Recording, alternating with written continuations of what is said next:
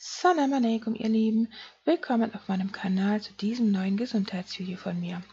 Heute möchte ich euch zeigen, wie man diese gesunde Aloe Vera Creme selber herstellen kann. Und auch wenn diese Creme natürlich nicht zum Verzehr gedacht, sondern zur äußerlichen Anwendung gedacht ist, könnte man theoretisch alle diese Inhaltsstoffe, die darin enthalten sind, verzehren. Denn sie besteht aus ausschließlich gesunden Zutaten, die man theoretisch alle auch innerlich einnehmen könnte. Denn das gesunde Aloe Vera Gel, was hierin enthalten ist, würde innerlich das Immunsystem stärken gegen Arteriosklerose, Gicht, Rheuma und Magen-Darm-Erkrankungen helfen. Äußerlich heilt die Aloe Vera alle möglichen Hauterkrankungen wie Neurodermitis, Schuppenflechte usw., heilt auch Insektenstiche, Erfrierungen, Sonnenbrand, Entzündungen, Verbrennungen und Verletzungen und heilt auch Herpes. Vor allem gibt sie der Haut Feuchtigkeit, Elastizität, Spannkraft und Jugend und wirkt somit der Faltenbildung entgegen. Nicht umsonst ist die Aloe Vera Symbol für Gesundheit und Schönheit und sie wirkt vor allem entzündungshemmend, schmerzlindernd und feuchtigkeitsspendend und wird deshalb flächendeckend in der Kosmetikindustrie eingesetzt. Da sie aber in der Kosmetikindustrie mit verschiedenen chemischen Mitteln und Konservierungsstoffen haltbar gemacht wird, habe ich mir selber eine Aloe Vera Pflanze angeschafft und daraus meine eigene gesunde Creme hergestellt. Und daran möchte ich euch heute teilhaben lassen, Inshallah, und hoffe, dass ich euch damit von Nutzen sein werde. Ich konnte jetzt hier nur eine relativ kleine Aloe Vera Pflanze im Geschäft finden. Natürlich wäre es schöner, wenn man eine größere, einige Jahre ältere Pflanze hätte dafür, denn diese großen Blätter sind natürlich sehr viel gehaltvoller und geben viel mehr von diesem gesunden Gel ab. Aber Khair Inshallah, diese Pflanze wird es auch tun. Beim Transport dieser Pflanze ist mir dieses eine Blatt so ein bisschen abgebrochen und genau das werde ich jetzt dafür benutzen, damit es nicht, bevor es also kaputt geht und eintrocknet, habe ich jetzt dieses Blatt hier für meine Creme benutzt. Normalerweise schneidet man immer so ein äußeres Blatt ab, wenn man es benutzen möchte. Das ist hier auch der Fall gewesen, Alhamdulillah. Ja, und jetzt werde ich euch zeigen, wie ich dieses Blatt hier weiterverarbeiten werde. Um also an dieses wertvolle Aloe Vera Gel zu kommen, welches in diesem Blatt vorhanden ist, muss man es schälen. Und dazu könnte man jetzt das Blatt so theoretisch in kleine Abteile schneiden. Ich habe jetzt erstmal das Ende abgeschnitten, das werden wir entsorgen. Man sieht jetzt hier schon in der Mitte dieses Gel, was zwar nicht sehr dick ist und nicht so reichlich vorhanden ist, weil es eben ein kleines, dünnes Blatt ist, aber auch Khair Inshallah, das wird es auch tun. Und wir schneiden es jetzt so in einzelne Segmente, werden dann die Seiten abschneiden und dann auch beiderseits vorne und hinten. Das heißt, die Schale wird dann komplett entfernt und nur dieses innere, durchsichtige Gel werden wir verwenden, welches so gesund ist und diese vielen gesunden Inhaltsstoffe beinhaltet. Diese außergewöhnliche Heilpflanze der Aloe Vera beinhaltet rund 160 verschiedene Stoffe wie Polysaccharide, Vitamine, Enzyme, Mineralstoffe, Aminosäuren und sekundäre Pflanzenstoffe wie die Anthrachinone. Vitamine allein sind schon A, B1, B2, B6, B12, C, E, Folsäure und Niacin vorhanden, ebenso 20 verschiedene Aminosäuren, die ein Aloe Vera Blatt liefert. Subhanallah. An Mineralstoffen und Spurenelementen sind hervorzuheben Eisen, Calcium, Magnesium, Mangan, Selen, Zink, Chrom, Kalium, Kupfer und Natrium. Und so könnte man noch endlos die mindestens 160 verschiedenen wichtigen Inhaltsstoffe des Blattinneren der Aloe Vera aufzählen. Manche Forscher sprechen sogar von 300 bis 400 lebenswichtigen Inhaltsstoffen. Subhanallah. Das wirklich Besondere an der Aloe Vera ist jedoch, dass es sich hier um einen synergistischen Effekt von allen Inhaltsstoffen handelt, denn sie vereint alle diese kostbaren Inhaltsstoffe in perfekter Abstimmung zueinander und ermöglicht damit unserem Körper eine Versorgung mit diesen lebenswichtigen Substanzen, die weit über die Zufuhr von Einzelwirkstoffen hinausgeht. Subhanallah.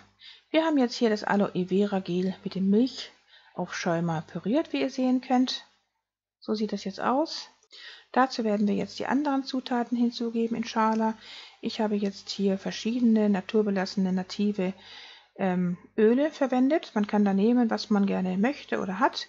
Ich habe jetzt hier naturbelassenes natives extra Olivenöl benutzt, dann hier naturbelassenes Schwarzkümmelöl.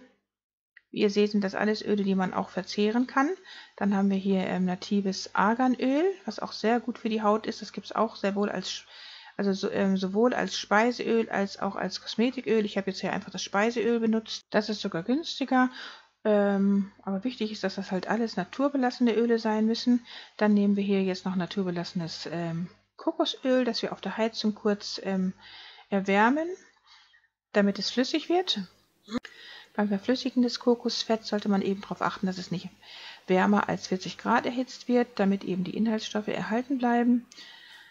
Wir machen jetzt alles hier nach Gefühl, also ich habe jetzt hier keine genauen Mengenangaben zu den einzelnen Fetten, die wir benutzen. Das könnt ihr dann machen, wie ihr möchtet. Schwarzkümmelöl, Salbe gebe ich jetzt noch hinzu. Die besteht aus naturbelassenem Schwarzkümmelöl und Bienenwachs. Und das Bienenwachs darin wird dann unter anderem dieser Salbe etwas Festigkeit verleihen, wenn sie dann im Kühlschrank später aufbewahrt wird. Ebenso das Kokosfett, was sich dann auch wieder erhärten wird. Hier geben wir jetzt selbst gemahlenes Zitronenschalenpulver, also Vitamin C Pulver hinzu. Das soll der Salbe auch etwas Konservierung sozusagen geben. Also die Salbe wird auf diese Weise etwas konserviert.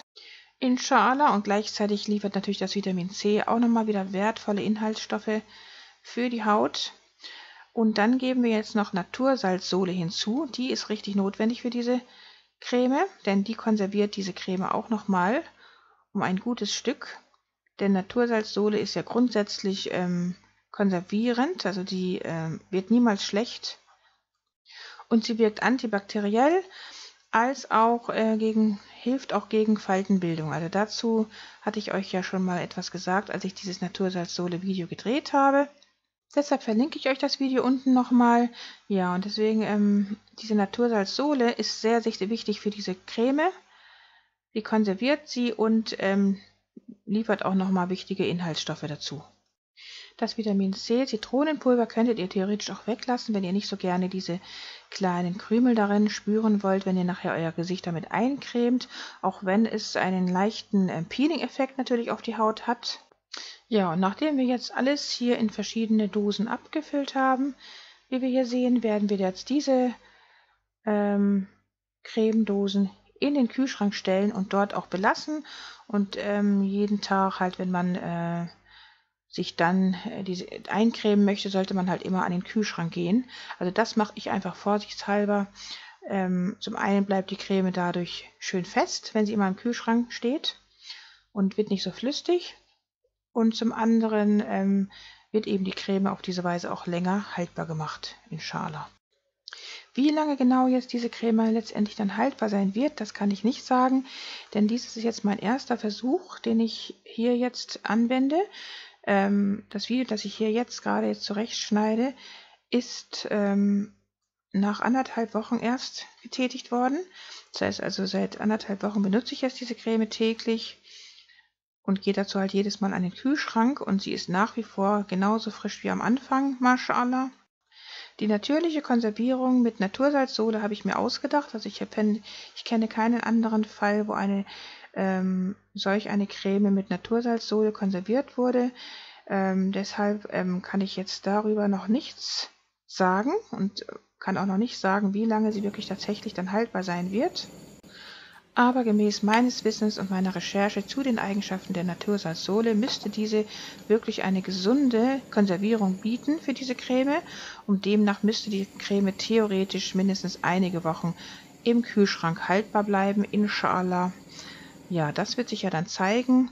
Jedenfalls wollte ich hier komplett auf irgendwelche chemische Zusatzstoffe verzichten, weil ich meiner Haut nur das Beste bieten möchte und weil ich verhindern möchte, dass irgendwelche schädlichen Stoffe durch die Haut in den Körper eindringen können. Was ich auf jeden Fall schon mal zu dieser wunderbaren, gesunden Aloe Vera Natursalzsole Creme sagen kann, ist, dass der Effekt überwältigend ist auf die Haut. Meine Haut fühlt sich, seitdem ich diese Creme benutze, so weich, elastisch und jung an, mashallah, dass ich nur empfehlen kann, diese Salbe genauso nachzumachen. denn noch keine gekaufte Creme hatte jemals diesen Effekt bisher auf meine Haut. Subhanallah. Deshalb hoffe ich, dass ich euch auch dieses Mal wieder mit diesem Gesundheitsvideo von Nutzen sein werde, inshallah.